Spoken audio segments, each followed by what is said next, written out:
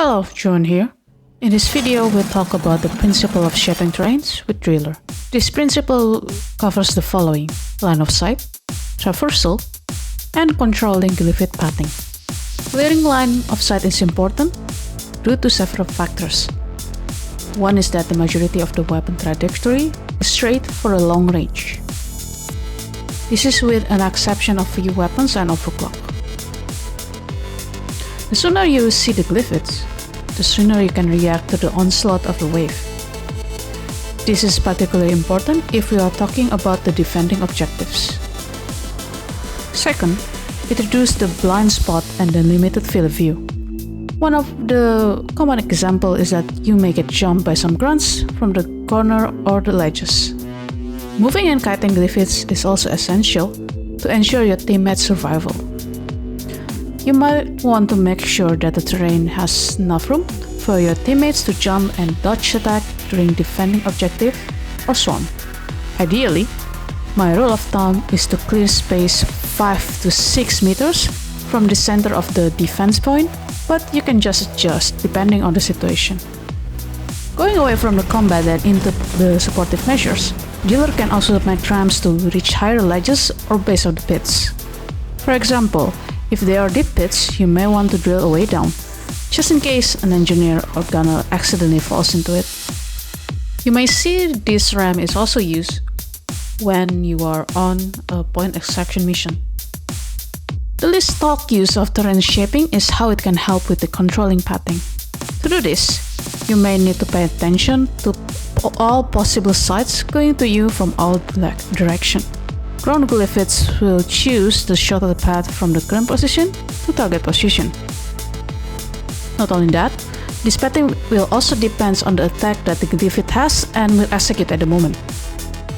For example, if you have a ceiling that is too low or less than 2.5 meter, it will connect terrain with the player hitbox, and the grunts or other bugs might ignore some platform that your engineer might put in that hole.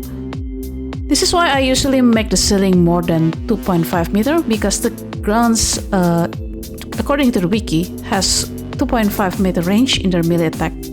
I will go more into details about the glyphid pattern in my next video. Let me know if you are interested by liking and subscribing to the channel. Back to the video. For Driller, removing the shorter paths to the area will be the main interest to delay and control where the glyphids coming from. Or you can leave some of the parts or focus fire on the bugs coming from that side. Now let's see these principles in action. So I'm in here in glacial strata right now. I'm in a spot that is pretty flat, but of course this needs a little bit shaping. Well, first thing, you need to notice the obstruction. If you're standing here, if you're defending here, for example, what is currently obstructing your view right now? Of course there's a pillar right there, but it's pretty far. But there's also this, and also this. Well, so that will go first. Because this is technically obstructing my view. But one thing that you need to also remember is that not only like pillars like that actually obstructing your view, but also like ledges, these ledges for example. These ledges for example, if you did notice, if you're standing like near here, the box will spawn there, and then you'll get attacked without you even noticing because it's just like you don't see it most of the time. So this is why when you are trying to see which one that you want to clear, you might see, okay, this one, this is obstructing my view. I might need to smoothen this out a little bit just to make sure I see every block that probably coming in a little bit sooner, you know. Sorry, little bug. So let's see that a little bit here. Yeah, probably a little bit more. So if you want to take it into a bit extreme, I might also like smoothen this out a bit so I can just see the bugs coming from here. But for now, because the space is enough, let's see how many space we got. We just need to make sure we have like 4 to 6 probably minimum for the space. This is have enough space. Yeah, this is good. We just need to clear a little bit around here and make sure we have enough space. Oh yeah, also I entered this mission without actually having any upgrades, so you can see here. Just to make a point that you can do terraforming without actually having TCF, big C4 or car C4 as they call it, because your drills and your C4, even as a green bit, is enough, technically. You just need to understand what to clear and when to clear it, basically. Okay, let's see that again. Almost.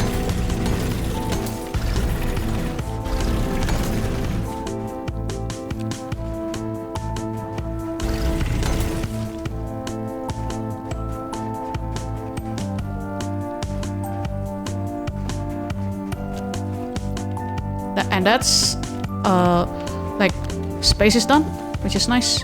I might need also to remove this one because it was obstructing things. If you're standing here, you can also see this. This is actually a blind side as well.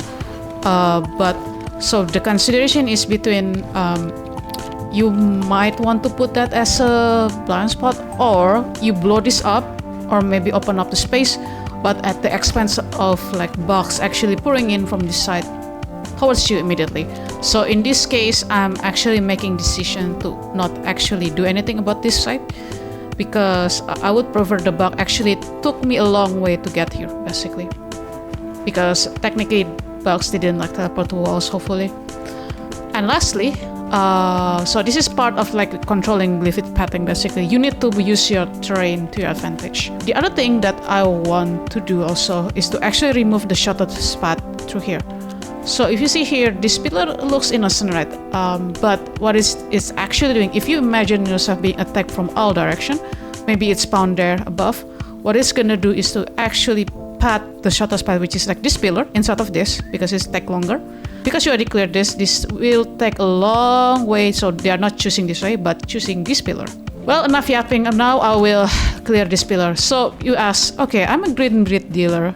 How do I actually will deal with this pillar? Well, what I'm going to do now is to actually drill my way up, jump a bit, parkour a bit, and then you're gonna see me fail a couple times, and then just jump up, keep jumping up, clear like this. So you're still standing on top of the pillar, and then what you're gonna do, you make sure that it is actually disconnected. So what you not know is that bugs still going to go through that gap. So what you know is to actually remove this section, just like you cutting sausages probably, or cutting cake, like that, and it's gone. Yes, loot bug, yes. For the first time, this might seems like take a lot of time, but I assure you this will like pay off in the long run, especially on salvages. Oh yeah, one more thing that I need to tell you is that if you're on salvage and then probably your black box is over here, you need to make sure the ceiling is like 2.5 meter, because slasher have an attack range of 2.5 meter. Let me give you an example. I fit here and I look up. This is like less than 2.5. If grunts spawn here, they will immediately go through the ceiling. That's why you need to clear up the ceiling a bit. Okay, so now we have the space done. What other things you can do to actually improve well, the mission situation with your teammates?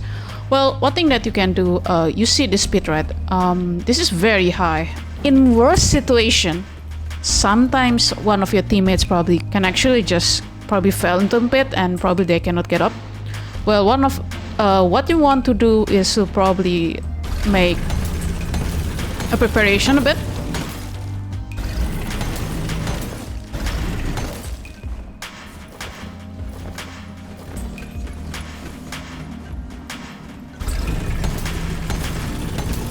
Like this, a small ramp like this is also very helpful for your teammates to actually go up the ledge just in case they get chased. This one as well, you can just drill a simple path up And wow, I get invent.